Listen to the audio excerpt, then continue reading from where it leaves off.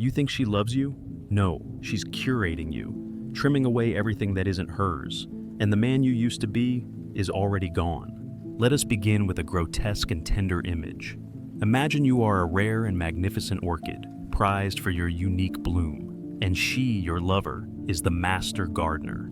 She builds you a beautiful greenhouse, a private world of perfect temperature and humidity, safe from the harsh winds and common pests of the outside world. She tells you your old friends, those hardy weeds from your past, are a bad influence. They suck the nutrients from your soil. Snip. She insists your family, with their clumsy, calloused hands, don't understand your delicate needs. Snip. She convinces you that your solitary hobbies, those lonely hours spent communing with your own strange thoughts, are a sign of melancholy, a sickness from which she must protect you. Snip. Snip. One day you look around and find yourself in a state of perfect, climate-controlled splendor. You are thriving, you are beautiful, and you are utterly, completely alone, dependent on a single pair of hands for your light, your water, your very survival. The walls of your prison are invisible because they are made of her loving care, and you, in your gratitude, have mistaken your cage for a paradise. This is the first and most insidious sign that you are being controlled, the slow, benevolent curation of your world until it contains only one person, her. Machiavelli, in his cold-blooded advice to any aspiring prince, knew that the first step to securing power is to neutralize all other centers of influence. A prince must disarm the nobles, isolate potential rivals, and ensure that the people look only to him for their security and prosperity. The modern manipulator does not use assassins and spies. They use the far more effective weapons of concern, pity, and therapeutic jargon. The process is never violent. It is a masterpiece of subtlety. It begins with a soft complaint. Your friend Mark is so cynical. I feel like he brings you down. It is framed not as a command, but as an observation about her feelings, about her concern for your well-being.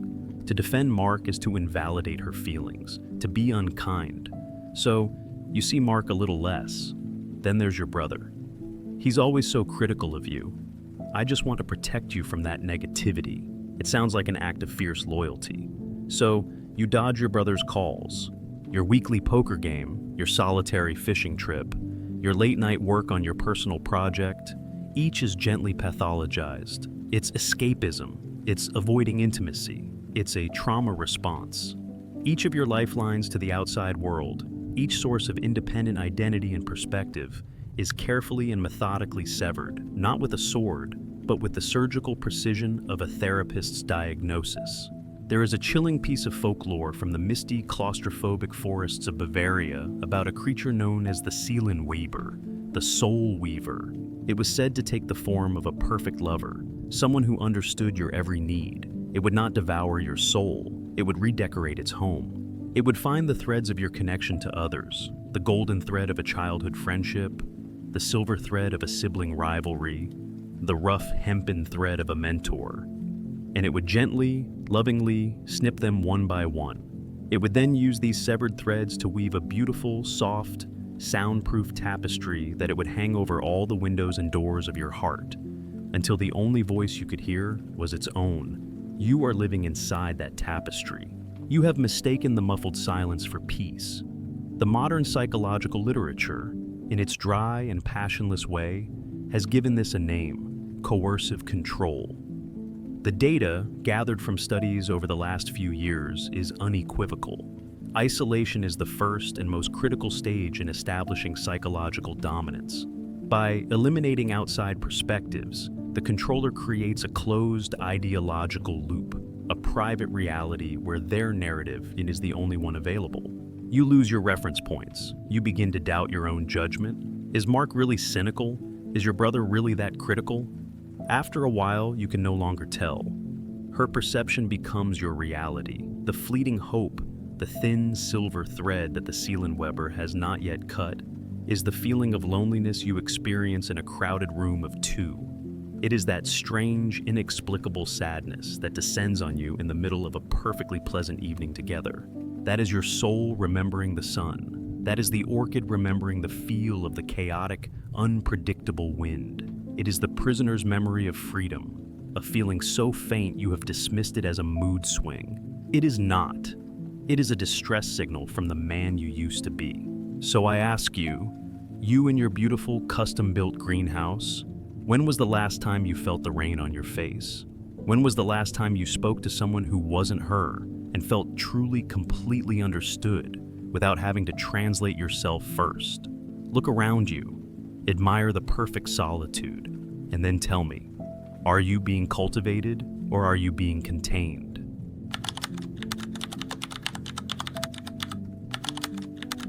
Your doubts are not your own. They are seeds planted in the fertile ground of your insecurity. Consider the power of suggestion. A king whispers a rumor about a rival lord's disloyalty into the ears of his courtiers. Soon, the whispers multiply, echoing through the halls, gaining substance with each repetition, until the lord, once trusted, is viewed with suspicion by all. His own doubts begin to fester. He questions his own motives, his own allies. He becomes paralyzed by uncertainty, and the king's power grows, not through force, but through the subtle erosion of his enemy's inner certainty. This is the second sign of unseen control, the insidious cultivation of your self-doubt. Machiavelli understood that to rule effectively, one must not only control the actions of others, but also their thoughts. Fear is a potent weapon, but doubt is a more subtle and far-reaching tool of subjugation. It works from within, weakening your resolve, making you dependent on the controller for reassurance and validation. The process is a delicate art. It rarely involves direct accusations or harsh criticism. Instead, it operates through carefully crafted insinuations, casual observations disguised as concern, and the strategic withholding of praise. Are you sure you're ready for that promotion? It seems like a lot of pressure. It's framed as care, as a gentle expression of worry, but the seed of doubt is planted. Now, every ambition is tinged with anxiety. Every step forward feels precarious. Or, after you've poured your heart into a project, a thoughtful pause, a slight furrowing of the brow, and a non-committal, "That's interesting." The absence of enthusiastic approval speaks volumes. You find yourself seeking her opinion more and more, not for genuine feedback, but for reassurance that you are still worthy, still capable.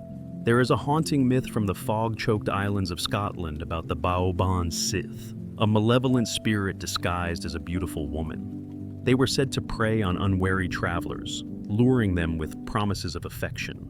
Their most potent weapon was not physical strength, but their ability to whisper directly into the minds of their victims, exploiting their deepest fears and insecurities. You are not strong enough. You are not loved. You are a fool. These whispers, though intangible, would erode the traveler's will to resist, leaving them vulnerable to the Baobab Sith's deadly embrace. You are hearing those whispers. They sound like your own thoughts. Modern psychological research on gaslighting, a particularly insidious form of manipulation, confirms Machiavelli's understanding of the power of doubt. Studies from recent years highlight how consistent denial and subtle undermining of a person's perceptions can lead to a profound erosion of their self-belief and their ability to trust their own reality. You begin to question your memory. Did I really say that? Your sanity? Maybe I am being too sensitive. Your very worth. Perhaps she's right. Maybe I'm not good enough. This internal confusion creates a vacuum that the controller is only too happy to fill with their own version of reality, their own rules, their own definitions of who you are and what you are capable of. The fragile hope in this velvet darkness is the sudden, burning dissonance you feel when someone outside her carefully curated world offers you genuine, unqualified praise. It feels alien, uncomfortable. You almost don't believe it. That is the sound of a healthy inner voice struggling to be heard through the constant static of self-doubt. It is a reminder of the man you were before the whispers took root. So, I ask you, alone there in the flickering candlelight of your thoughts, whose voice do you hear when you criticize yourself? Whose standards are you desperately trying to meet? When you look in the mirror, do you see your own reflection, or a distorted image filtered through the lens of her subtle, ever-present evaluation? And if you dare to answer honestly, can you trace the origin of those doubts back to the moment that the first seed was planted in the fertile ground of your own perfectly human vulnerability? Jumper.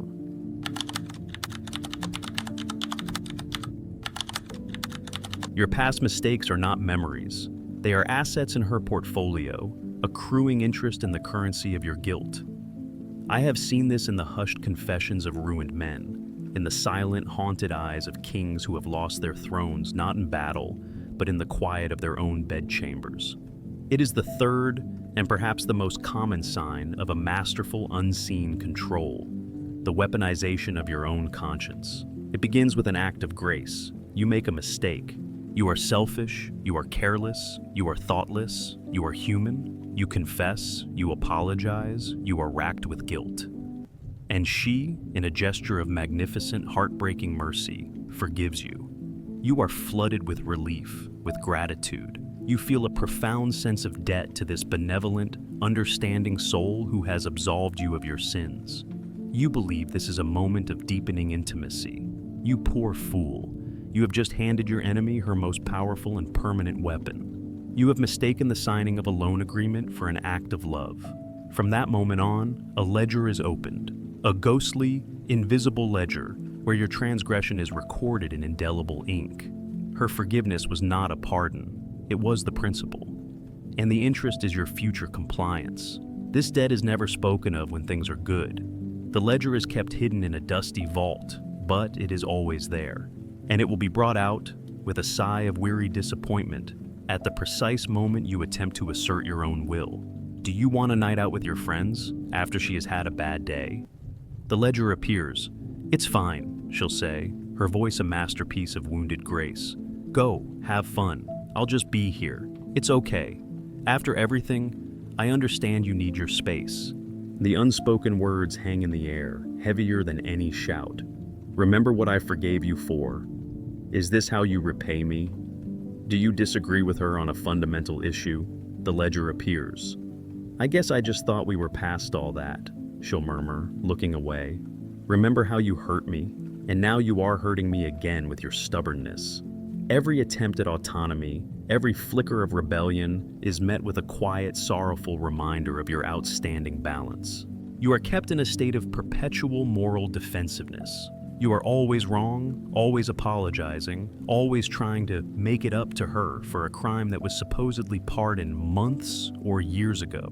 This is not love. This is emotional blackmail, perfected into a high art. Machiavelli warned princes against being too liberal with their pardons, for a populace that does not fear the consequences of transgression is a populace that cannot be controlled.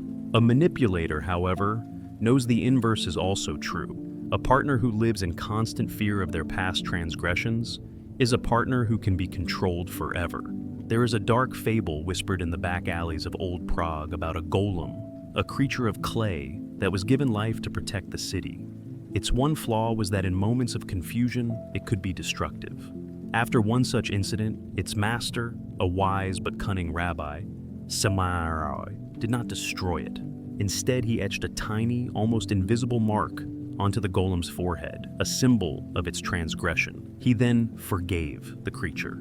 From that day on, whenever the golem showed a flicker of its own will, a desire to wander beyond the city walls, the rabbi would simply, sadly, touch the mark on its forehead. The golem would be overcome with a crushing, artificial guilt and would return to its duties, docile and obedient.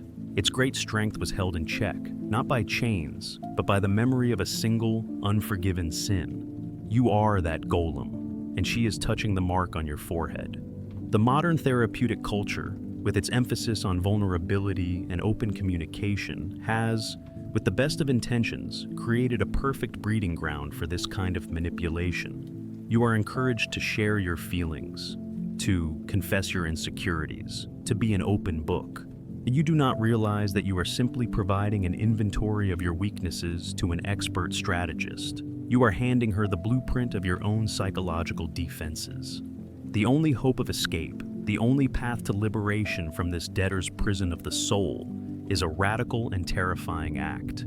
You must declare emotional bankruptcy. You must refuse to acknowledge the debt. It requires you to look at the spectral ledger and deny its power. It requires you to say, either to her or to yourself, "Yes, I made that mistake. I have apologized for it. I have learned from it. It is done. I will not spend the rest of my life paying for it." This act will feel like a monstrous cruelty. It will be framed as such. You will be called ungrateful, unloving, a man without a conscience. It may very well be the act that ends the relationship, but it is also the only act that can save your soul. It is the moment you stop being the golem and remember you are the man who built it. So, I ask you, with the cold, impartial scrutiny of an auditor, what is the current balance in your emotional ledger? Are you solvent, or are you so deeply in her debt that the only thing you truly own is your own guilt?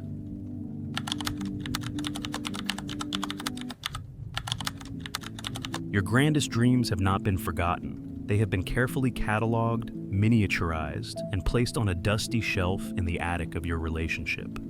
Imagine a great golden eagle, a creature born of storm and sky, whose purpose is to soar on the high thermals and look down upon the whole of the world. Now, imagine this eagle falls in love with a beautiful, clever magpie who builds a comfortable, sturdy nest. The magpie loves the eagle's magnificent wings, but she fears the vast, dangerous sky he belongs to.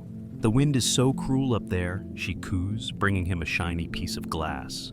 "And the sun is so harsh. Is it not better to be here, safe with me?" She convinces him that his soaring is a form of loneliness, that his hunting is a needless cruelty. His true purpose, she suggests, is to use his great strength to reinforce their nest, to use his keen eyes to spot only the prettiest baubles for their collection. Slowly, day by day, the eagle forgets the feel of the upper air. He trades the horizon for the four walls of the nest. He is safe, he is comfortable, he is loved.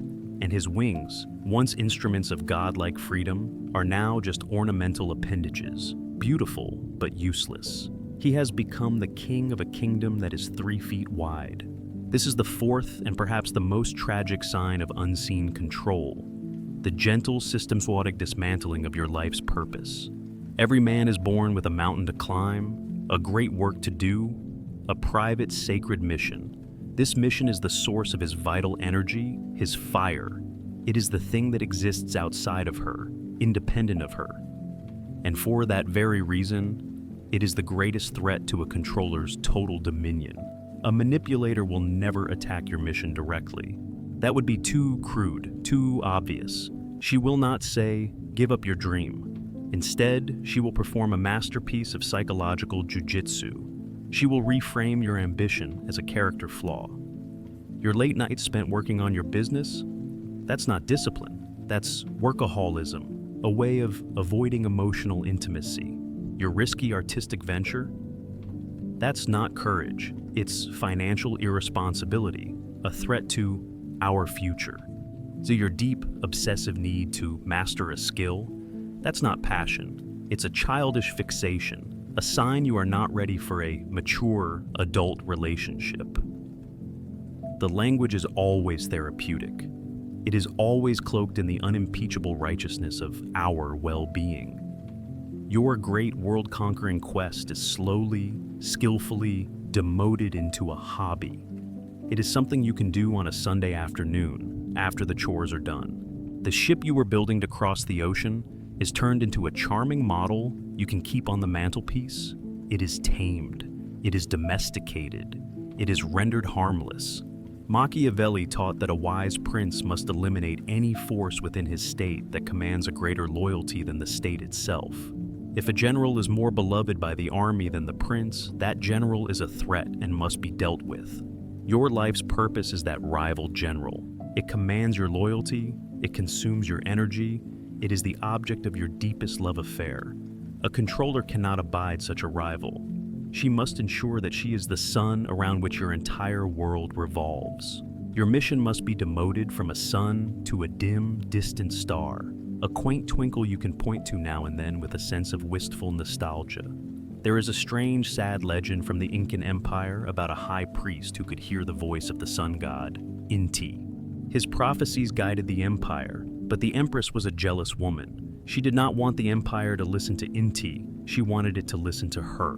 She didn't have the priest killed. Instead, she built him a magnificent golden temple, deep in the palace with no windows. She filled it with music, food, and every comfort. "Why climb the cold mountains to hear the god," she whispered, "when you can worship him in such comfort here?"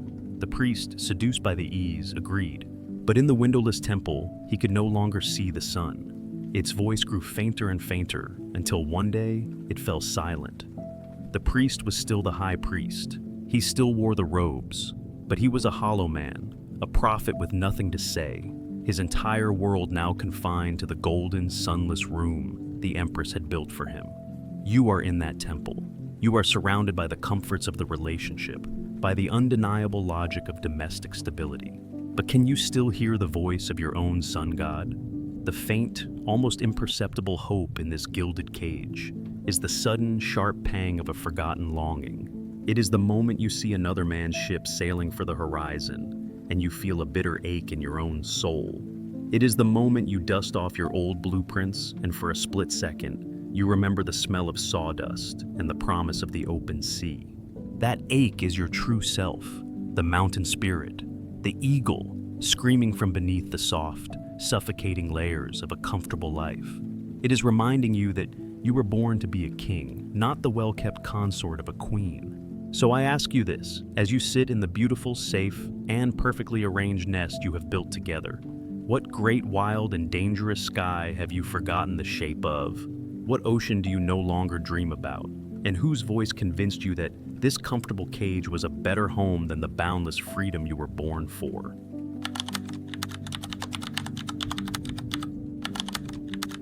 The most perfect tyrant does not need a throne. He rules from the fortress of your own mind. We have walked through the gardens of your isolation. We have navigated the fog of your doubt. We have audited the ledgers of your guilt. And we have mourned in the museum of your ambition. But now we arrive at the final circle of this quiet hell, the last and most perfect sign of your subjugation. It is the point at which the controller becomes redundant. She no longer needs to be there to pull the strings, because you have learned to dance so perfectly on your own. Her voice has become your own inner monologue. This is the masterstroke of psychological control, the pinnacle of the Machiavellian art. The greatest prince does not rule by force, but by shaping the very culture and beliefs of his people until they police themselves on his behalf. The ultimate manipulator does not need to issue commands. She has so thoroughly colonized your mind that you now issue her commands to yourself in your own voice, believing them to be your own thoughts. You are about to take a risk, to ask for a raise, to start a new venture. And a voice in your head, a voice that sounds suspiciously like your own, says, "Is that really a good idea? It's so risky. What if you fail? It's probably better to be safe." You look at another woman, and before the flicker of attraction can even register, a wave of preemptive guilt washes over you. A guilt she would have made you feel. You have a free afternoon, a space to create or to rest, and you feel a restless anxiety, a sense that you should be doing something productive for us. Her values have become your values. Her fears have become your fears. Her definition of your worth has become your own self-assessment. You are the puppet, yes, but the strings have been cut. The ventriloquist has left the stage. And yet you sit there, on your little chair in the spotlight, and your wooden mouth opens and closes, speaking her words, performing her play, all by yourself. You have become your own warden. There is a terrifying story they tell in the folklore of the spirit world. It speaks of a creature called an echo eater, a spirit that, instead of consuming souls, consumes voices. It would attach itself to a person and, over many years, learn the precise timbre and cadence of their inner voice, the one they use to think and reason with. Once it had perfected its imitation, it would devour the original voice and take its place. From that moment on, the person would live a normal life, but their every thought, every decision, every private reflection would be the voice of the echo eater, subtly guiding them towards the creature's own unknowable ends. The person would never know they had been replaced from the inside out. The controller has become your echo eater. She has learned your inner voice and replaced it with a flawless copy of her own. This is the final, most difficult prison to escape because it has no visible bars. It is a prison made of your own neural pathways. The most advanced psychological analyses of our time, those attempting to map the long-term effects of coercive control, have observed this phenomenon with clinical precision. They call it introjection, a dry academic term for the soul's surrender. It describes the process by which the victim internalizes the abuser's worldview so completely that they become a self-sustaining echo chamber of their controller's ideology. But even here, in this deepest and most silent dungeon, there is a flicker of hope. It is not a grand, heroic hope. It is a small, terrifying, and intensely private one. It is the moment of pure, uncut cognitive dissonance. It happens when you do something, or think something, and for a split second, a deeper, older part of you asks a simple, horrifying question. Why? Why do I feel guilty about this? Why am I afraid of this opportunity? Why do I believe this about myself? It is the moment you hold one of your own thoughts up to the light and realize it has someone else's fingerprints all over it. This moment is the beginning of the exorcism. It is the act of becoming an archaeologist of your own mind, digging through the layers of conviction and asking of every single belief, is this mine, or was it planted here? This is the hardest work of all. It is the slow, painstaking process of separating your true self from the ghost that has worn your face. It requires a brutal honesty and a willingness to sit in the terrifying silence that is left when you stop letting the echo speak, but it is the only path back to yourself. So, I leave you with this final, whispered question. The next time your mind speaks to you, the next time you feel a familiar pang of guilt or a flicker of self-doubt, stop and listen very, very carefully. Is it your voice you are hearing, or are you just a beautiful hollow instrument playing a song that was written for you by somebody else?